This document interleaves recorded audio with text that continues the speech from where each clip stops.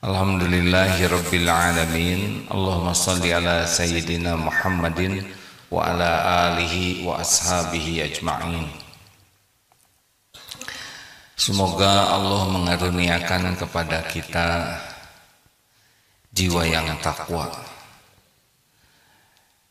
Allahumma ati nufusana taqwaha wa zakkiha anta khairu man zakkaha anta waliyuha wa maulaha. Ya Allah, anugerahkan kepada kami jiwa yang takwa. Sucikan jiwa kami ya Allah. Engkaulah sebaik-baik yang kuasa mensucikan jiwa ini. Engkaulah sebaik-baik pelindung dan penolong kami. Amin ya rabbal alamin.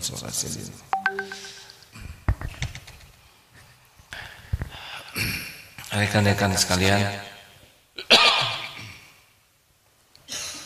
sekali lagi adik-adik para santri, hidup ini sepenuhnya adalah ujian. Ini formula yang harus kita pahami dengan yakin. Allah Subhanahu wa taala, Allah Tuhan kita, pencipta langit dan bumi berikut segala isinya. Dialah Allah yang menguasai, menciptakan, mengurus segala-galanya setiap saat. Lalu Allah menciptakan kita, wa ma khalaqtul jinna wal ins illa liya'budun. Jin dan manusia untuk mengabdi kepada Allah. Allah juga menciptakan malaikat. Malaikat sepenuhnya patuh kepada Allah. Kita fa'alhamaha fujuraha wa taqwaha. Diilhamkan di hati kita oleh Allah untuk kemampuan. Diilhamkan untuk bisa berbuat baik atau juga ada kemampuan berbuat buruk. Fa'alhamaha fujuraha wa taqwaha. Keburukan dan berbuat baik ada di sini potensinya. Yang beruntung adalah qad aflaha man zakaha wa qad khaba man dasaha. Amat sangat beruntung orang yang mensucikan jiwa itu dan merugi yang mengotorinya. Jadi Allah menciptakan kita untuk mengabdi kepada Allah. Kita tinggal di dunia ini sebentar dan dunia ini adalah pelayan kita dalam mengabdi ke Allah. Itu rumus dasarnya ya. Allah Tuhan kita, kita hamba Allah, dunia berikut isinya pelayan kita. Kalau posisinya begini, kita akan bahagia. Tapi kalau posisi kita turun ke bawah, jadi hamba dunia, itu yang membuat kita tidak bahagia. Hamba harta, hamba popularitas, hamba gelar, hamba jabatan, hamba nafsu, hamba syahwat, hamba amarah, hamba pujian orang, pasti tidak bahagia. Jadi hidup di dunia sebentar ini adalah diuji oleh Allah dengan kebaikan dan keburukan. Kullun nafsin dha'iqatul maut wala nabluukum bisyarri wal khairi fitnah. Jadi semua yang bernyawa pasti akan merasakan mati dan Allah menguji kalian dengan bisyarri wal khairi, dengan keburukan dan kebaikan sebagai ujian. Jadi ujian aja sepenuhnya hidup ini. Nah, yang beruntung adalah yang lulus. Nah, bagaimana kita menghadapi ujian hidup ini? Adik-adik tolong rumus ini harus paham betul ya, terutama santri baru nih. Bahwa dunia ini ujian, dipuji, dicaci, dua-duanya ujian. Ada, tidak ada, sehat, sakit, diangkat, diturunkan, semuanya merupakan ujian. Nah, menghadapi ujian ini akan mudah kalau ditolong Allah, itu rumusnya. Jadi yang paling penting dalam hidup ini, yang paling penting adalah bukan kita mampu menghadapi ujian hidup. Bukan itu. Yang paling penting adalah kita ditolong Allah menghadapi masalah apapun, baik nikmat maupun musibah. Kalau Allah menolong kita, maka kita akan dapat yang terbaik. Jadi Allah menguji, lalu Kalau kita ditolong Allah, kita selesaikan urusan ini dengan baik. Jadi yang ada dalam pikiran kita itu bukan menyelesaikan masalah sendiri, tapi bagaimana saya ditolong Allah dalam menghadapi berbagai ujian hidup ini. Jelas hadirin? Karena kita ini la haula wala quwata illa billah. Kita itu tidak ada daya, tidak ada kekuatan. Kita ini tidak ada daya, tidak ada kekuatan kecuali Allah yang menguatkan. Kita tidak punya apa-apa kecuali Allah yang menitipkan. Kita bodoh kecuali Allah yang ngasih ilmu. Kita punya dosa kecuali Allah yang mengampuni. La haula wala quwata illa billah ini artinya tiada daya, tiada kekuatan. Kita tidak ada daya untuk berbuat taat kecuali pertolongan Allah, dan tidak ada kemampuan meninggalkan maksiat kecuali dengan perlindungan Allah. Jadi la haula wala quwata ini tidak hanya dalam bentuk fisik, tapi kemampuan taat, kemampuan menjauhi maksiat juga itu tergantung pertolongan Allah. Jelas hadirin? Jadi urusan kita yang terbesar itu apa dalam hidup ini? Layak tidak kita ditolong oleh Allah? Jadi jangan takut menghadapi persoalan apapun, karena semua persoalan ada dalam genggaman Allah, dan semua persoalan itu tidak ada yang susah bagi Allah. Semua masalah itu ada dalam kekuasaan Allah sepenuhnya. Nah, yang disebut orang yang ditolong oleh Allah adalah kalau kita jadi ahli takwa.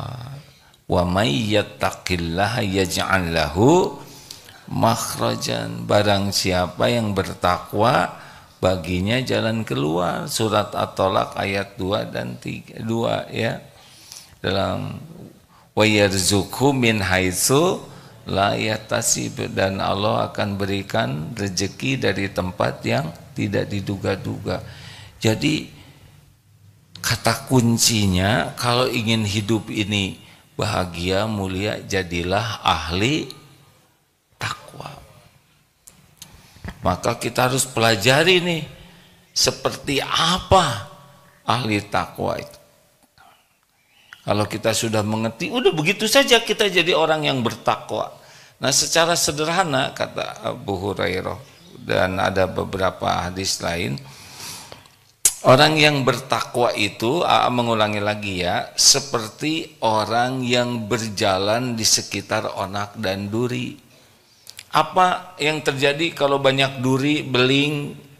Hati-hati, tidak mau salah melangkah. Nah, inilah ciri orang takwa, yaitu sangat berhati-hati di dalam melakukan aktivitas apapun. Bicaranya hati-hati, apakah niatnya, perkataannya, nadanya.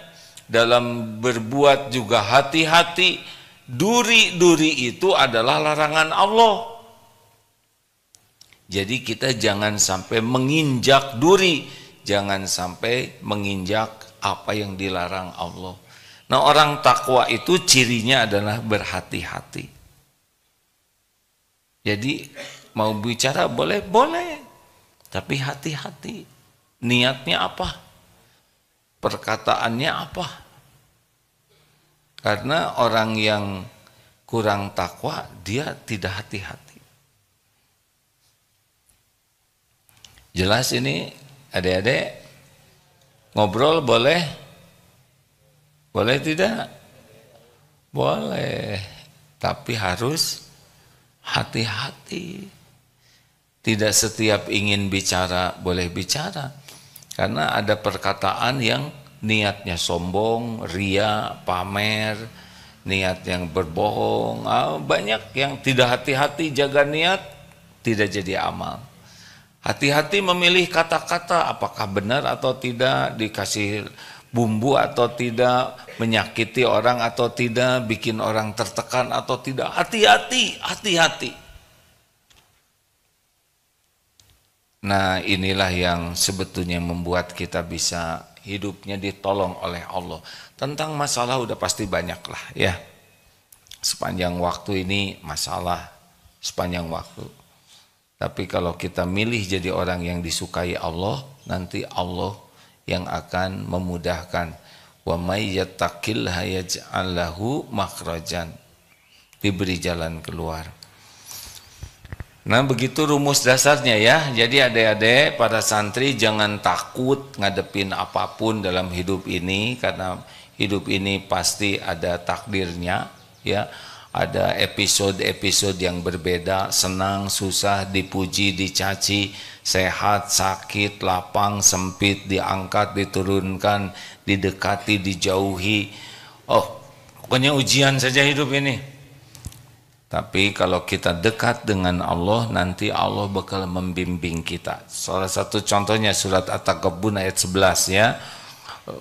Ma asaba min musibatin illa biiznillah wa may yu'min billah yahdi qalbah wallahu bikulli syai'in alim.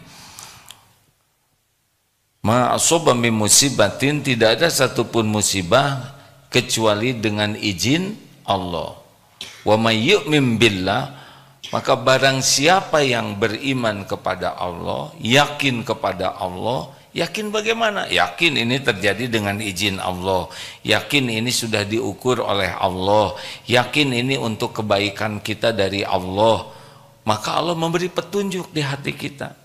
Yahdi qalbah. Jadi di hati kita tuh nanti dibuat tenang, dibuat mengerti bagaimana menyikapi hidup ini. Makanya orang-orang yang dekat dengan Allah tuh mesti dia hidupnya tenang. Walaupun berat masalahnya, seperti di Palestina sekarang itu berat sekali, tetapi bagi yang yakin ke Allah tuh yakin bahwa ajal itu bukan karena bom, ajal itu karena sudah waktunya tiba dan Allah memerintahkan malaikat maut mencabut nyawa, baru kita bisa mati. Walaupun ditembak atau dibom, kalau memang belum ajalnya ya tidak bisa mati, pasti ada caranya tidak kena atau apapun ya. Seperti ada pesawat yang jatuh di hutan Amazon, semua penumpangnya meninggal kecuali kakak beradik 3 orang. 3 ini, ibu bapaknya meninggal, pilot meninggal, yang 3 ini tidak meninggal, padahal masih kecil. Karena Allah memberikan umur, akhirnya dicari ke hutan, terlacak dan ketemu. Begitulah kalau belum waktunya meninggal ya. Ini ada ahli tahajud nih ngorok begini ya. Kasihan. Boleh dibangunkan. Nah ya, nggak apa-apa deh. Tidak usah langsung zikir pas bangun tuh, biasa aja ya. Maksudnya jangan lupa bahwa lagi belajar ini. Lanjut.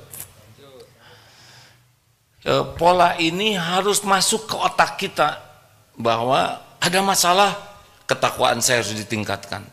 Jadi jangan takut, wah mau barang mahal, mau situasi apapun, gak usah takut. Semua masalah yang akan kita hadapi itu semuanya ada dalam pengetahuan Allah, semuanya ada dalam kekuasaan Allah.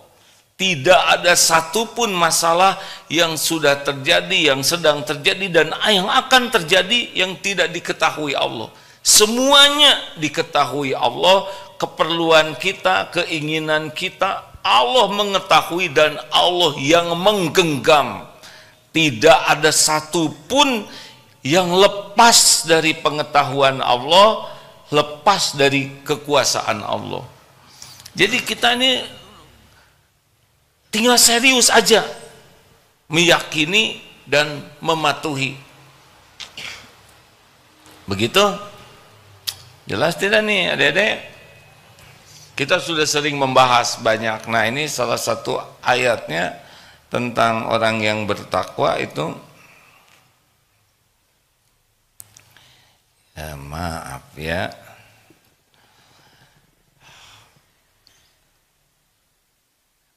Surat Al-Baqarah ayat 3.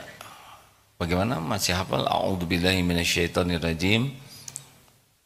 Ciri orang yang bertakwa, alladzina yu'minuna bil ghaibi wa yuqimuna sholata wa mimma razaqnahum yunfikun. Itu diantaranya ya.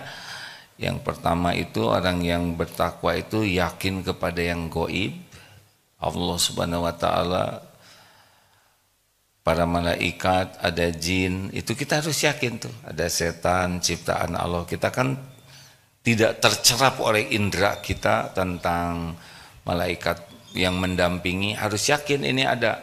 Orang bertakwa tuh yakin kemana-mana ada malaikat yang mencatat. Jadi gimana nih, ada siapa? Ada Allah. Gimana, ada yang tahu nggak selain kita? Ada malaikat gitu. Itu orang bertakwa. Juga ada setan. Setan lagi ngebisikin nih. Seperti mau sedekah.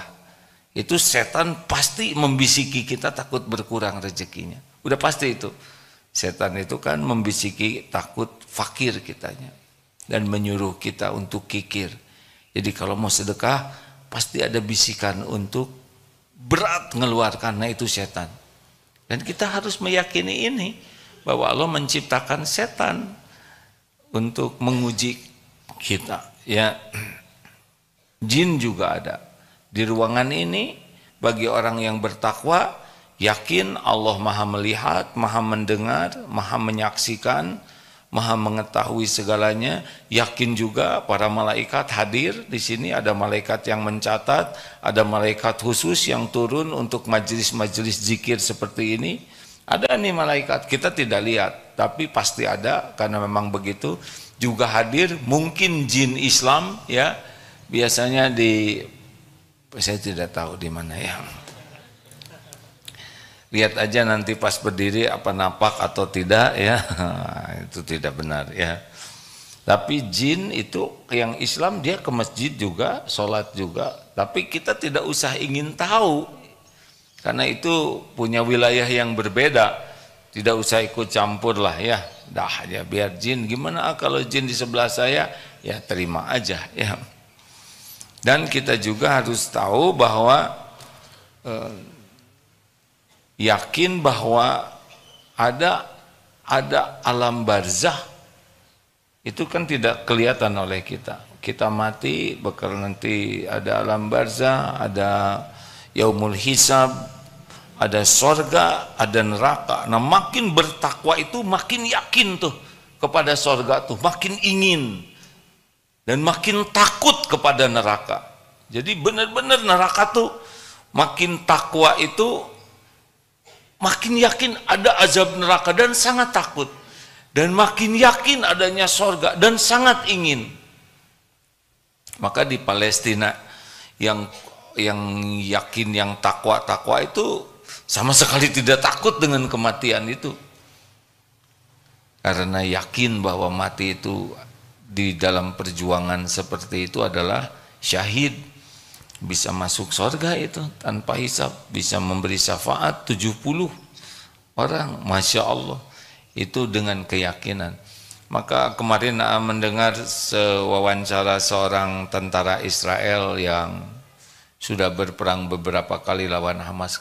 Gak mungkin, tidak mungkin katanya Israel bisa memenangkan perang lawan Hamas ini. Sudah 3 kali perang dan Hamasnya lebih kuat. Perang menang lebih kuat, lebih kuat, lebih kuat. Tidak mungkin dikalahkan. Karena, karena keyakinannya beda dengan tentara Israel. Kalau tentara Israel takut mati, kalau mereka mencintai kematian, mereka mendarah daging itu. Dari orang tuanya, para pemudanya, anak-anak yakin sekali bahwa ini kehormatan berjuang sampai mati itu. Nah ini katanya tidak mungkin bisa dikalahkan kecuali harus dicabut keyakinan seperti itu. Ya susah lah ya, ini kan hidayah dari Allah. Nah rekan-rekan sekalian, kemudian ciri yang kedua ahli takwa itu adalah sholatnya. Jadi kalau kita tidak pernah punya perhatian yang hebat kepada sholat, kita masih jauh dari keseriusan takwa. Karena sesudah alladzina yu'minuna bil ghaibi wa yuqimunas sholat. Jadi sholat ini serius sekali. Orang yang bertakwa ini serius ingin sholat khusyuk. Bukan ingin sholat, tapi ingin sholatnya khusyuk. Sholat yang diterima oleh Allah. Kan ada yang mengerjakan sholat, ada yang mendirikan sholat. Apa ciri orang yang sholatnya lalai? Ada berapa? Masih lupa? 6. 1. Ciri orang yang fawailul lil musallin alladzina hum an sholatihim sahun. 1. Berat. Ya, kalau orang berat mau sholat itu seperti beban, malas, berat, makanya agak jarang sholat sunnahnya. Maunya cuman yang wajib aja, karena beban. Jadi kalau udah dengar azan tuh, udah azan lagi, gitu.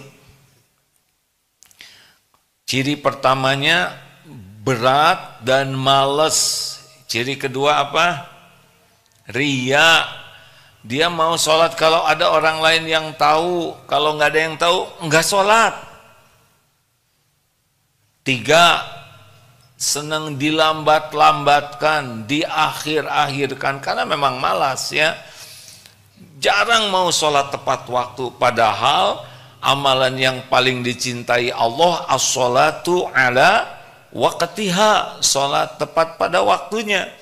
Jadi makin buruk sholat kita, makin jauh dari pertolongan Allah. Seperti yang tadi dikatakan ya, bahwa masalah itu akan mudah kalau dimudahkan Allah. Dan ini gerbangnya. Jadi sholat yang bagus itu adalah wasta'inu bisobri wassalam. Perbaiki sholatnya. 3 apa? Dilambat-lambatkan, diakhir-akhirkan tanpa alasan. Alasannya mah buka HP, nonton, dengar ini, ada pokoknya selalu ada alasan untuk menunda sholat, mengakhirkan. Kamera jangan di film yang lagi tidurnya ya, kasihan orang tuanya, malu nanti. Yang keempat apa? Cepat. Sholatnya tuh gesit, tangkas dan ringkas. Kenapa sholat cepat? Karena saya sudah terlatih katanya. Padahal salah satu rukun sholat adalah tumanina. Jadi makin jelek sholat seseorang cepat sekali. Di antaranya sujudnya itu seperti burung matuk tuh, begitu. Nah sholat yang baik tuh khusyuk, nikmat, apalagi sedang sujud. Makanya orang-orang yang sholatnya bagus itu hidupnya ditenangkan oleh Allah, dimudahkan oleh Allah. Yang kelima, keberapa sekarang?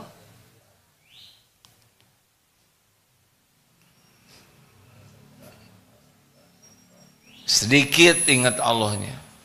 Jadi selama sholatnya tuh ngelantur aja. Adik-adik, ini serius ya. Pokoknya nggak usah cerita bahagia bagi orang-orang yang sholatnya seenaknya, nggak ada cerita bahagia. Bahagianya tuh fata morgana, sepertinya bekal bahagia, tapi pas dijalanin menderita lagi, capek. Ingat cirinya 3, 1 selalu cemas dengan yang belum terjadi, cemas dengan apapun, cemas galau. 2, kecewa, sedih dengan yang sudah terjadi. Jadi udah terjadi tapi penderitaannya sampai sekarang. Dan yang ketiga, capek aja hidup tuh, nggak ada tenangnya. Ini cirinya nih pecinta dunia. Ya orang yang kurang takwa tidak jauh dari 3 ini. Selalu cemas, yang kemudian ya kalau kata Imam Ibnu Qayyim yang keduanya itu capek, selalu letih batin, pikiran, hatinya tuh dan fisiknya juga. Dan yang ketiga adalah kecewa aja, sedih, nyesel, apa urusan-urusan tuh tidak pernah bikin dirinya puas. Dikasih aja makanan, makanannya kayak gini. Sayang sebelah jelek, ini sedikit. Pokoknya nggak ada yang bagus saja. Apapun yang sudah didapatkan tidak pernah membuat dia puas. Itu ciri orang yang kurang takwa, begitu ya. Dan sholat yang lalai yang keenam apa? Malas berjamaah. Jadi berjamaah itu beban sekali. Maunya sholat sendiri saja. Padahal keutamaan yang luar biasa sholat berjamaah, tidak terkejar oleh sholat sendiri. Nah, rekan-rekan, ayo sudah hafal belum arti bacaan sholat? Karena banyak yang sholat tapi tidak ngerti arti bacaannya dan tidak pernah belajar. Harusnya kita menikmati orang yang sholatnya khusyuk itu hadir hatinya dalam setiap bacaan dan gerakan. Hadir dan menghayati. Nah, kalau tidak hadir berarti kosong tuh. Mulut bisa berucap tapi hatinya tidak hadir. Hadir dan menghayati. Makin bagus sholat seseorang makin takwa.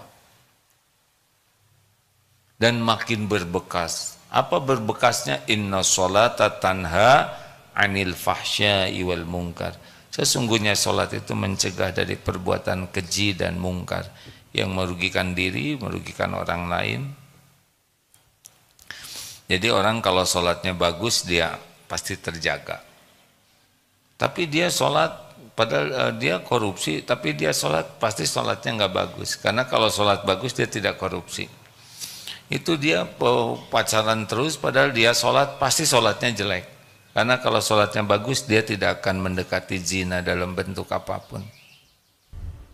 Jadi kalau mau jadi orang takwa, sejauh mana kita serius dengan sholat kita ini. Pelajari ilmu sholat dengan baik kalau mau jadi ahli takwa. Pelajari arti sholatnya. Dan kalau sholat lakukanlah dengan kesungguhan ingin sholatnya diterima, bukan hanya ingin sholat. Ingat sholat itu kunci. Wasta'inu bis-sabri was-shalah. Ada apa-apa sholat. Sedih, sholat. Punya keinginan, sholat. Kecewa, sholat. 5:30 sudah tiba. Ini hari Kamis ya. Udah masuk Kak. Oh ya, silakan. Semoga guru kita dikaruniai kesehatan lahir batin, istiqomah dalam iman, amal soleh, dalam dakwah. Amin ya rabbal alamin. Silakan Pak Miftah, mangga.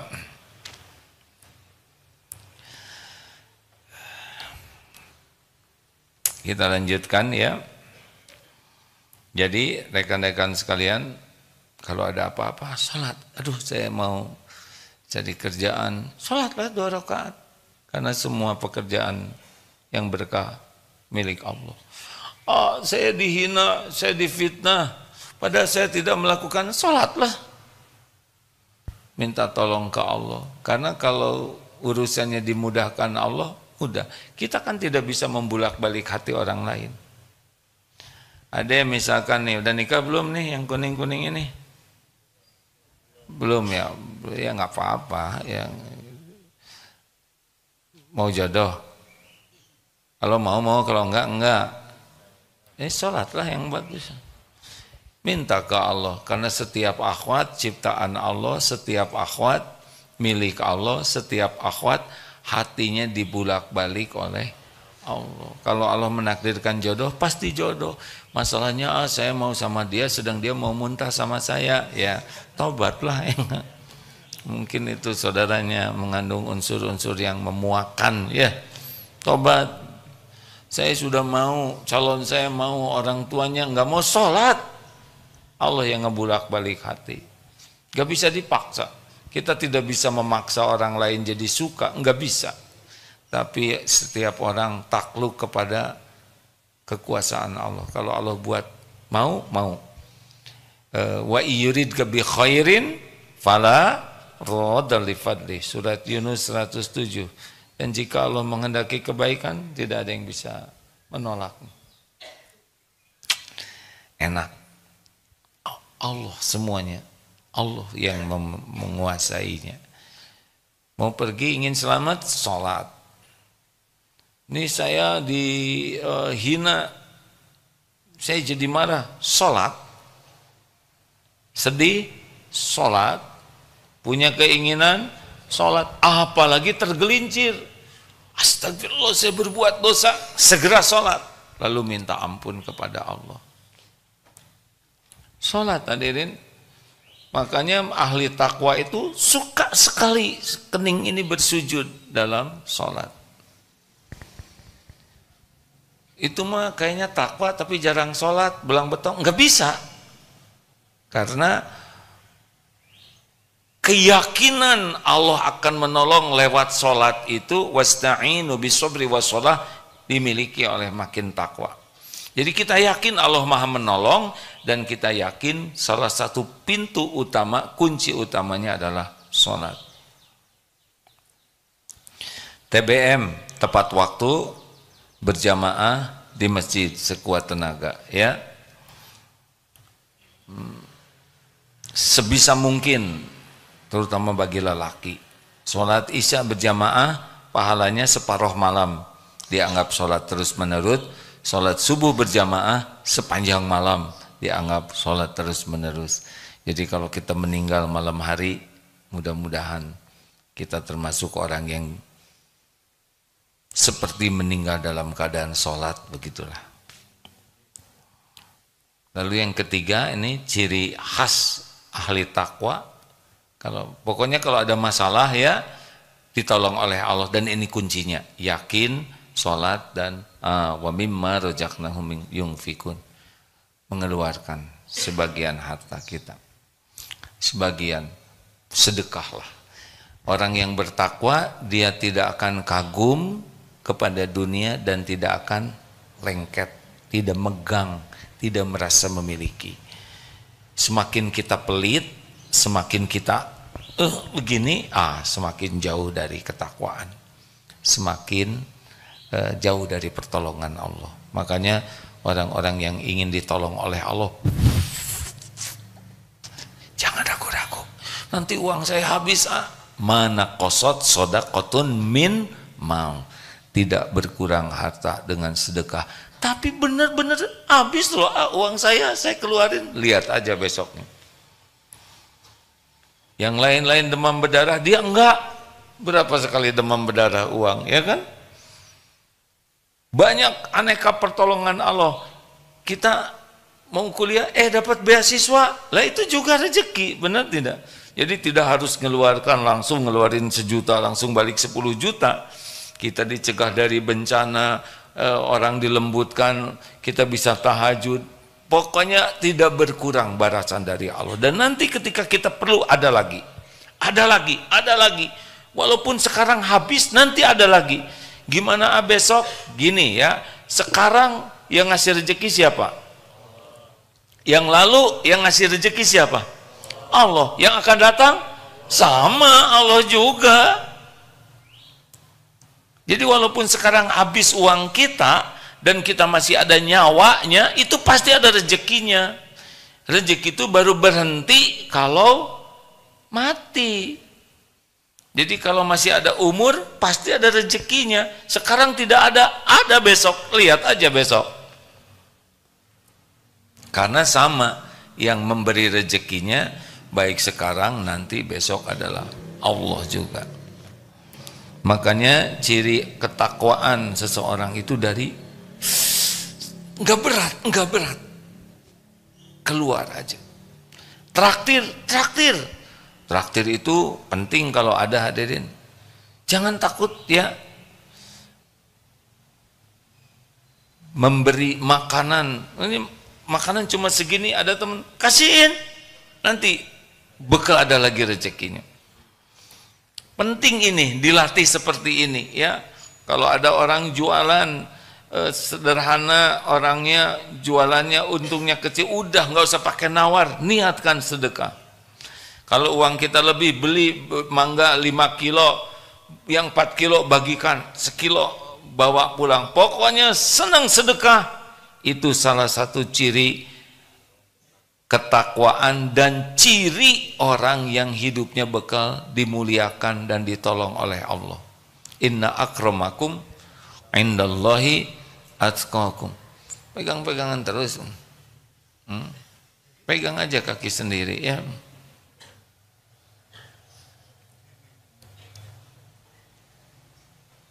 Jangan lakukan hal yang sia-sia.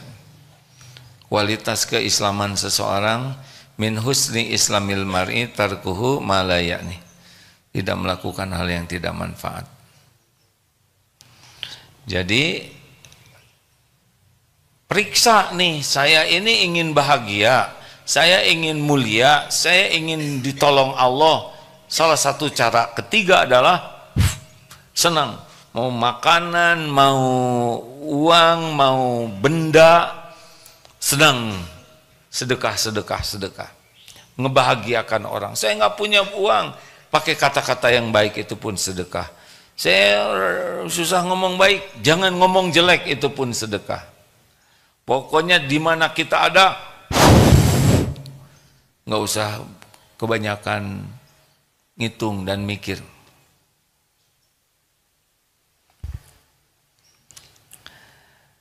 Begitu. Kendalikan diri dengan baik ya. Semakin tidak terkendali diri ini semakin bermasalah.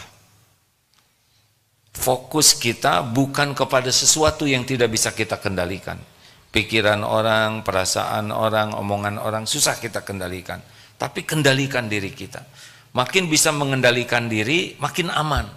Makin kita tidak bisa mengendalikan diri, kita makin bermasalah dalam hidup ini. Percayalah. Kita bermasalah diundang oleh kita sendiri. Loh, saya nggak berbuat jelek tapi saya difitnah, pasti ada hikmahnya di sana. Baik, ada pertanyaan silakan. Oh, itu pengumuman nanti jam 10 di TSM ya. Asar. Bahagia menjaga lisan. Kok ini lagi? Ya, karena kita sering bermasalah dalam hidup gara-gara tidak bisa menjaga lisan. Sebetulnya ya, kalau orang udah bunyi aja terus, tiap-tiap celetak-celetuk, tiap-tiap dikomentarin, tiap-tiap berkeluh kesah. Nah, makin begini hidupnya itu sudah makin tidak bahagia, makin banyak masalah. Bahagia itu falyakul khairon aw liyasmut. Berkata baik atau diam, itu bahagia. Berkata tidak baik dan susah diam, itu tidak bisa bahagia. Jadi sebetulnya kita bisa lihat, tapi itu ngebodor terus. Siapa pada waktu ngebodornya mungkin lucu, tapi hatinya tidak bahagia aslinya.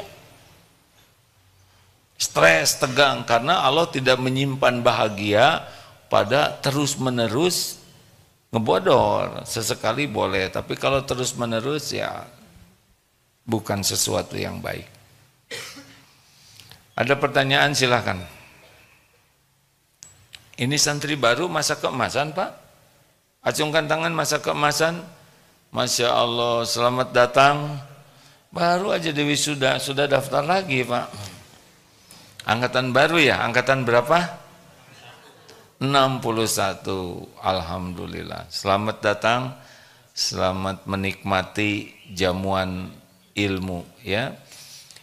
Man yuridillahu bihi khairan yufaqihu fiddin. Sahih itu ya. Rasulullah bersabda, barang siapa yang dikehendaki Allah kebaikan baginya, Allah pahamkan agama. Jadi nikmat besar Bu. Ibu dibanding diberikan HP, diberikan tas oleh anak dan ikut pesantren, ini tidak ternilai. Ibu tidak bisa mengantarkan husnul khotimah dengan pegang HP, betul? Saya pegang HP baru bisa husnul khotimah, punya tas baru bisa husnul khotimah, punya ilmu yang menyampaikan kita yakin ke Allah bisa husnul khotimah. Ada pertanyaan silakan. Siapa yang paling senior angkatan baru ini, Pak? Ya Pak, maaf, Bapak. Berapa usia Pak? 28. Oh, lagi seger-segernya 28. 82 Pak. Alhamdulillah. Dari mana Bapak? Cirebon. Selamat datang Pak. Saya 62, perasaan udah tinggal setahun lagi. Lihat Bapak jadi 20 tahun lagi nih. Alhamdulillah. Ibu yang paling senior, gak berani nyebut paling tua. Ada? Siapa? Oh, ke wanita memang gak bisa ditanya walaupun sudah senior ya. Tetap rahasia. Mau nanya Dek? Silakan.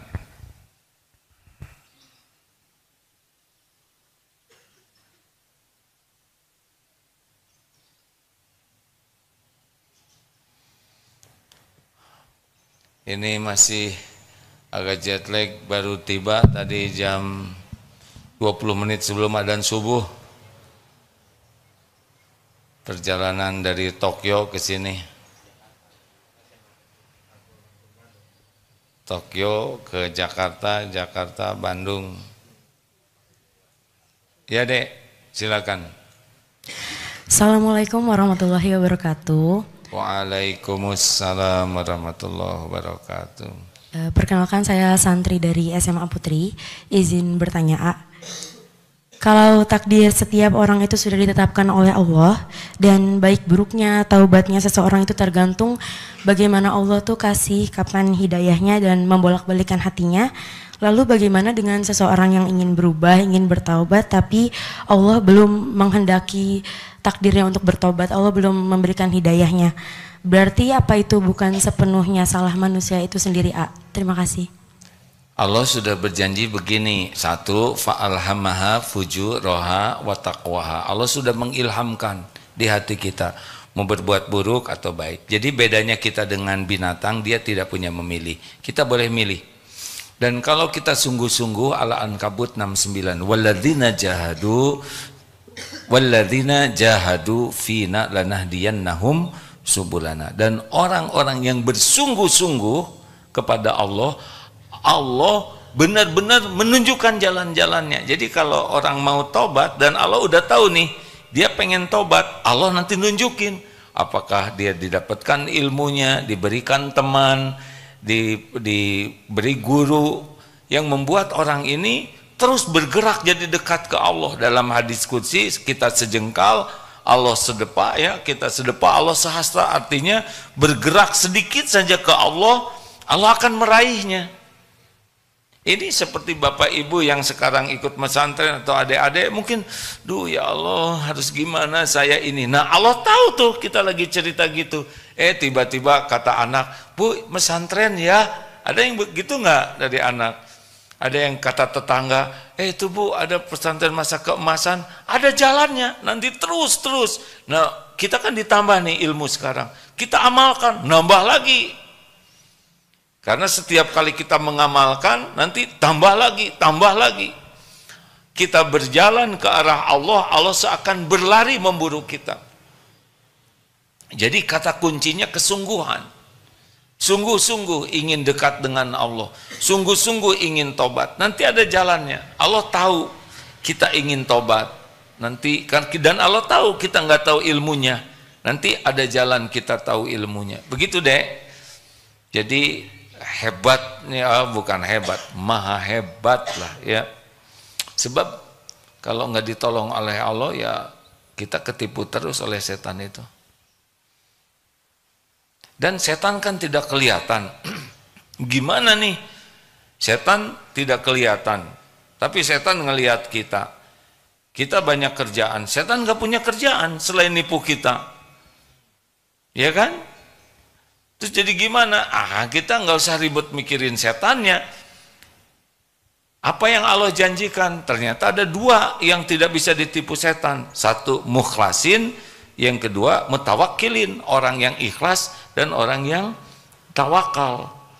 Jadi kita berusaha keras aja jadi orang ikhlas, nanti setan nggak mempan dan kita berlindung ke Allah. A'udzubillahi minasyaitonirrajim.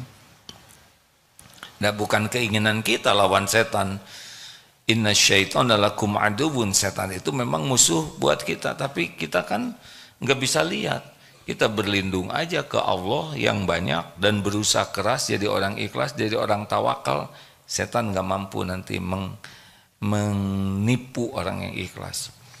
Makanya orang-orang yang paling pengen dipuji, paling pengen dikagumi orang lain, pengen diberi orang lain, pokoknya kalau hatinya tuh berbuat demi penilaian orang, demi privilege, demi orang memperlakukan kita spesial, demi kita diberi oleh orang, kita berbuat, nah itu makanan setan.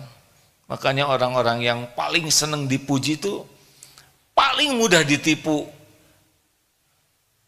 dan tidak bisa tenang hidupnya. Tidak bisa tenang. Maka akhwat yang paling centil tuh yang paling gak bahagia. Iya, paling centil, paling tidak bahagia.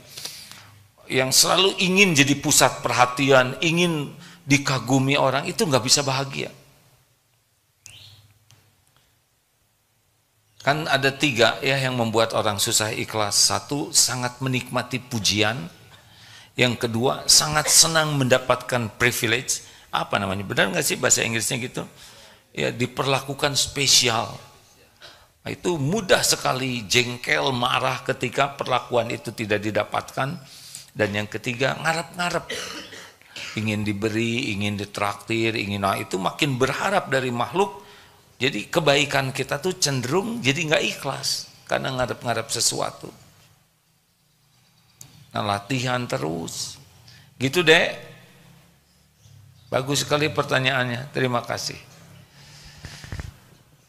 Lanjut. Cek. Izin A dari media sosial. Silakan. Dari Instagram. Assalamualaikum A. Bagaimana mengendalikan diri pada saat emosi agar pikiran bisa menjadi rasional? Kendala hidup sendiri, tak ada teman untuk mencurahkan kesalahan. Oh, gimana Pip? Seorang diri?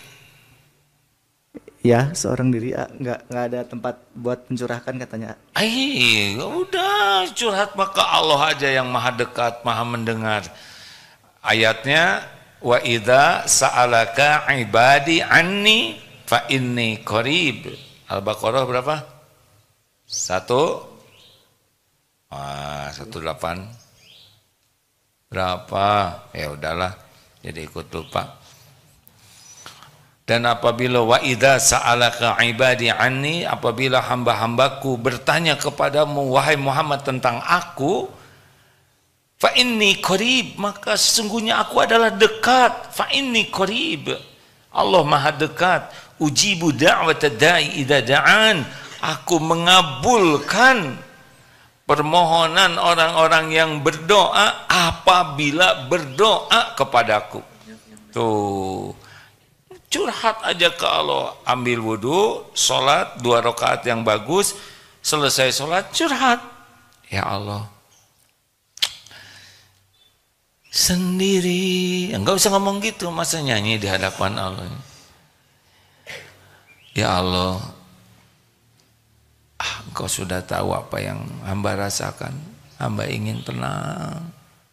Ya Allah, hamba ingin merasakan nikmatnya ibadah, hidup yang sakinah, ingin bisa pulang nanti kepadamu. Ya Allah, bicara aja. Bahasa Indonesia juga ciptaan Allah. Syukur kalau bisa doa dalam bahasa Al-Quran atau bahasa yang dicontohkan Nabi. Kalau belum bisa, sambil belajar, curhat saja. Ya Allah, hati saya sedih, saya sakit hati saya, obati hati saya ya Allah. Tuh gitu, bilang aja. Gak usah ragu. Gak usah ragu, Allah pasti maha mendengarkan. Tadi ada yang apa pertanyaannya tuh? Waktu marah ya? Kalau pas naik emosi, pertama adalah diam. Jangan bicara. Karena kalau sudah bicara, gak bagus kata-kata kita. Hindari berbantah-bantahan. Pokoknya kalau ada yang memancing, yang kita lakukan adalah meredakan. Ingat ya, kalau ini marah, ini menuduh, ini kata-kata gak baik. Kalau kita bicara, itu seperti ngasih bensin, api makin membara. Tidak ada solusi yang baik ketika kita sedang marah. Jadi kalau situasi sudah panas, yang kita lakukan adalah diam dengan niat kita tidak mengeluarkan kata-kata yang salah dan juga meredakan suasana. Yang kedua, zikirnya a'udzubillahi minasyaitonirrajim. Ini bacakan aja hadisnya ya, supaya maaf, gimana ini? Alhamdulillah, begitulah kalau HP baru ya. Ya biasa, namanya BKP, Benghar Kupamere ya. Pemberian wah nggak keluar nih ininya kata-katanya, maaf nih. Sedang ada sedikit. Nah jadi intinya gitu aja lah. A'udzubillahi minasyaitonirrajim. Pokoknya kalau lagi nggak enak, a'udzubillahi minasyaitonirrajim, a'udzubillahi minasyaitonirrajim. Kalau misalkan ini suami istri lagi marahan, na'udzubillahi minasyaitonirrajim. Jangan hanya Kalau a'udzubillah, saya berlindung. Kalau nahnu, kami berlindung. Na'udzubillahi minasyaitonirrajim. Apa komat kamit? Lagi berlindung ke Allah dari godaan setan. Emangnya saya setan? Bukan. Tenang aja, jangan jawab ya, tenang. Kenapa diam aja? Ya, sedang menenangkan hati. Menenangkan nggak ada. Pokoknya jangan terpancing. Dan ingat ya, kalau ada orang sedang marah kepada kita, jangan dimasukkan ke hati. Karena orang sedang marah, sedang tidak normal kata-katanya. Tidak boleh dimasukkan ke hati dan jadi sakit hati. Relax saja ya. Kalau ada orang yang kata-katanya tidak enak, bagaimana? Wa idza khatabahumul jahiluna qalu salaman. Kalau ada orang yang kata-katanya sedang tidak enak, kita tetap berkata yang baik. Itu SOP-nya. Tidak boleh marah. Kemudian kalau masih jengkel, pindah posisi. Pertama diam, a'udzubillahi minasyaitonirrajim, kemudian pindah posisi dari berdiri ke duduk ya. Duduk berbaring tentu proporsional ya, jangan di mana aja. Misalkan dosen, guru jengkel, tiba-tiba berbaring aja di pojok kelas. Kenapa Bu Guru? Jengkel. Kemudian kalau masih perlu wudu. Kalau masih nggak kuat panas, sholat. Nggak usah marah-marah. Tahan. Jangan berbantah-bantahan. Jangan bertengkar. Tidak selesai. Karena itu makanan setan. Kata-katanya nanti makin kejam, makin kasar, makin kotor. Redakan. Begitu, nggak usah sakit hati. Kalau ada orang ngomong gak enak ke kita, lagi marah, gak usah sakit hati. Anggap aja lagi ngigau, ya. Tapi tentu kita empati. Ngigau nih ye, makin marah dia. Ya. Jangan balas. Bantu supaya reda. Lanjut, terakhir. Oh sudah selesai ya. Alhamdulillah. Belum bisa cerita banyak tentang Jepang ya, masih senang cerita tentang ketakwaan karena dilihat nih wajahnya wajah-wajah banyak masalah ya, yang selalu mikirin masalah, harusnya selalu pikirkan pertolongan Allah. Itu aja yang dipikir, gimana supaya ditolong oleh Allah. Nah 3 tadi, 1 yakin, 2 perbaiki sholat, yang ketiga mulai ya banyak sedekah. Ini gerbang awalnya. Nanti sesudah itu ada yang lain-lainnya. Termasuk salah satu ciri ahli takwa adalah sedikit tidurnya, artinya tahajud dan selalu minta ampun di penghujung malam. Jadi kalau kita jarang tahajud, rada berat hidup ini. Karena salah satu ciri ahli takwa adalah sedikit tidurnya, artinya dia tahajud, ya bukan begadang. Tahajud dan di penghujung malam banyak minta ampun kepada Allah. Urusan dunia nanti oleh Allah dibimbing. Kita dikasih ide pikiran kita dikasih ilmunya, kita dipertemukan dengan orang yang mengerti, nanti kita akan diatur ya. Rezeki kita juga teratur, tapi kitanya enggak stres. La khaufun alaihim walahum yahzanun. Jadi ciri orang yang nanti bagus itu, takwa itu adalah enggak takut menghadapi dunia di masa yang akan datang ini, enggak cemas ya. Dan juga dengan yang sudah lalu enggak bikin sumpah hati ini. Anteng halakosa hayin layin qarib sahal, tenang menenangkan, teduh meneduhkan, sangat penyayang, sopan, santun, lembut, tidak emosional, qarib, hangat, humble, ya menyenangkan, dan sahal, mudah urusannya itu, tidak ribet. Jadi urusan itu menjadi lebih simpel. Nah ini ciri orang yang takwa, yang dijamin tidak tersentuh api neraka. Mau apa lagi lah dunia ini pakai ribet-ribetan kan? Ya kan?